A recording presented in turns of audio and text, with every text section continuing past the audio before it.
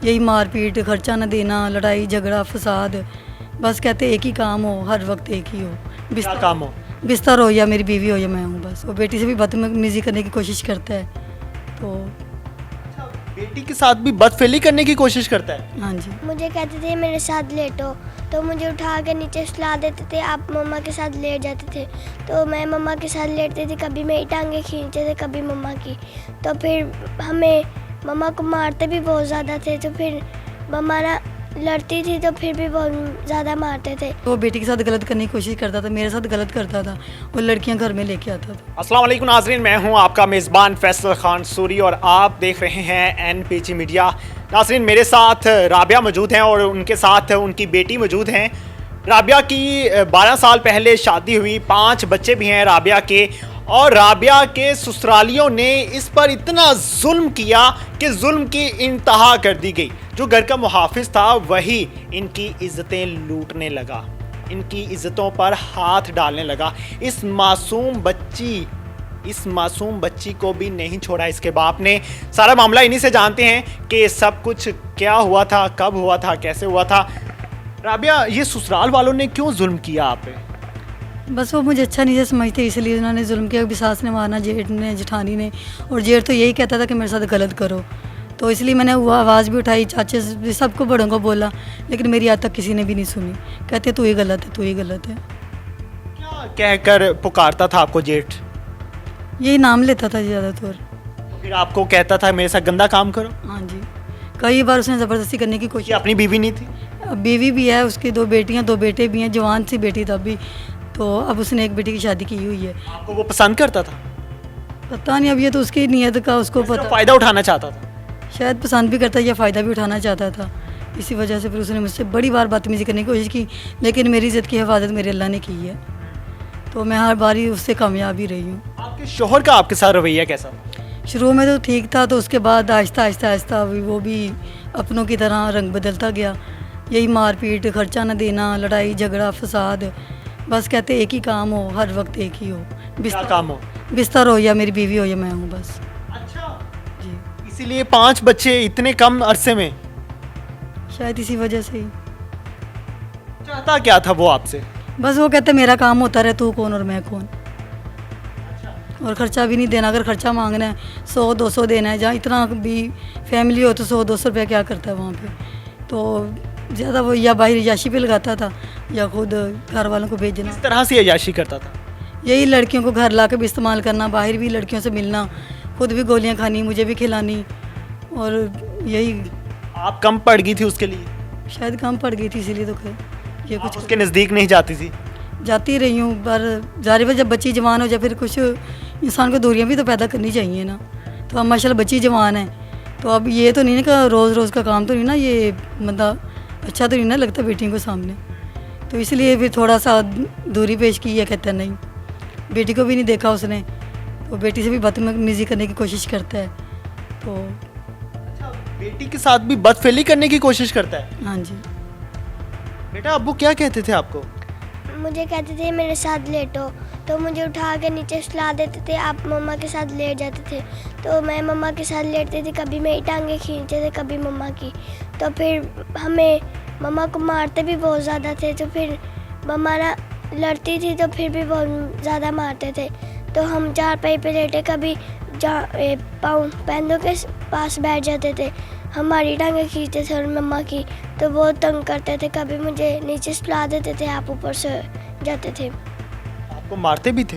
बहुत ज़्यादा मारते थे, सबको मारते थे हम। क्यों मारते थे? कहते थे तुम नीचे लेटो, मैंने ऊपर लेटना है। बाकी बच्चे कहाँ पे आप?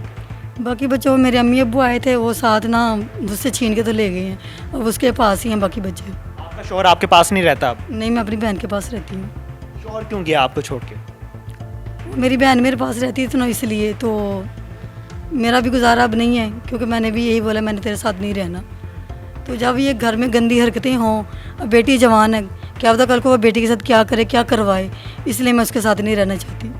मैं उसका घर पहले वो छोड़ के चला गया है, तो उसके बाद फिर मैं अपनी बहन के पास आ गई। आपने अभी जिक्र किया था मेडिसिन का, ये मेडिसिन कौन सी यूज़ करते हैं? जो मर्द खाते हैं ये, तो फिर आपको पता ही उनको पता।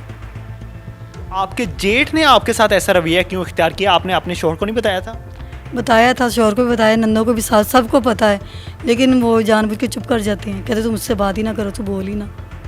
तो इसलिए मैं कुछ नहीं कर सकती। अब आप क्या चाहती हो?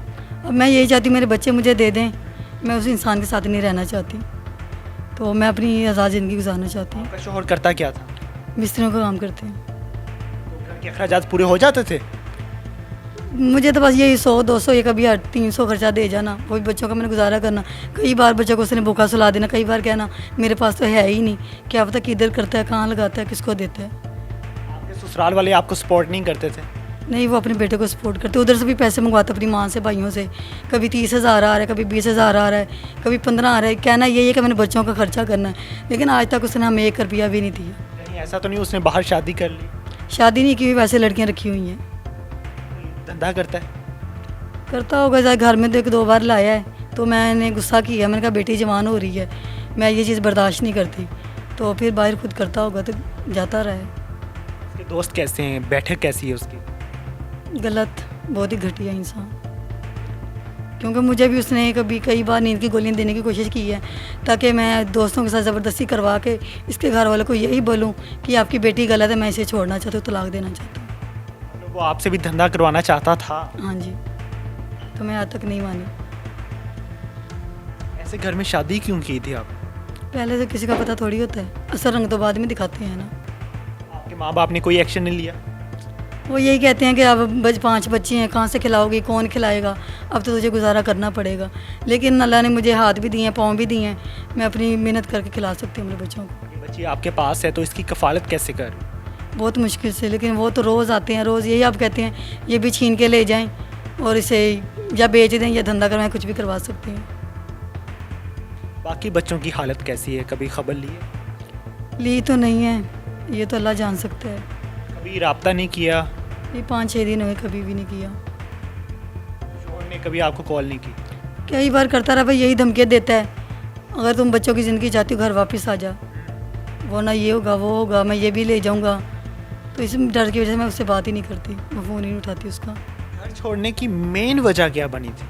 मेन वजह यही कि वो बेटी के साथ गलत करने की कोशिश करता था, मेरे साथ गलत करता था, और लड़कियां घर में लेके आता था। यहाँ पे अल्फाज ख़त्म हो जाते हैं कि हम एक ऐसे मुआशरे से ताल्लुक़ रखते हैं जहाँ पे आपको दीन भी दिया गया है, आपको आपका मज़हब भी सिखाता है कि आपने किस तरह का रवैया अपने बच्चों के साथ इख्तियार करना है और किस तरह का रवैया आपने अपनी बेगम के साथ इख्तियार करना है। लेकिन शायद हमारे मुआशरे में तालीम की कमी है। हमें ये तो पता है कि हमने गरीब का हक़ कैसे खाना है, हमें ये तो पता है कि हमने हकूक़ुल आबाद कैसे नहीं पूरे करने हैं, हमें ये नहीं पता कि हमारे नबी ने हमें क्या तालीमात दी थी, हमें ये नहीं पता कि हमारे रब ने हमें क्या बताया है, हमारी बीवी के क्या हकूक़ हैं, हमारे बच्चों के क्या हकूक़ हैं। हमें ये लाइल्मी होने की वजह से शायद हम बहुत पीछे रह गए हैं। जो दूसरे ममालिक हैं वो इन चीज़ों से सीखते सीखते बहुत आगे निकल चुके हैं। वो हकूक़ुल आबाद भी पूरे कर रहे हैं, वो बीवियों के हकूक़ भी पूरे कर रहे हैं, बच्चों के हकूक़ भी पूरे कर रहे हैं, बच्चों को तालीम भी दिलाते हैं, बच्चों को अच्छा माहौल भी देते हैं। हम मज़दूरी करते हैं और फिर इतने ज़्यादा बच्चे भी पैदा कर लेते हैं और फिर उनके हकूक़ भी पूरे नहीं कर पाते। पता नहीं कौन कसूरवार है। दुख होता है ये कहानियाँ सुनकर, दुख होता है ये स्टोरीज़ करके कि हम एक ऐसे मुआशरे से ताल्लुक़ रखते हैं जो एक दूसरे पर इल्ज़ामात लगाने में तो बहुत आगे है, लेकिन अपने घर को नहीं देखता। अफसोस। इसी के साथ मुझे दीजिए इजाज़त। मैं उम्मीद करता हूँ कि इनको इंसाफ मिल जाएगा, मिल जाएगा, मिल जाएगा। अल्लाह ने के बाद।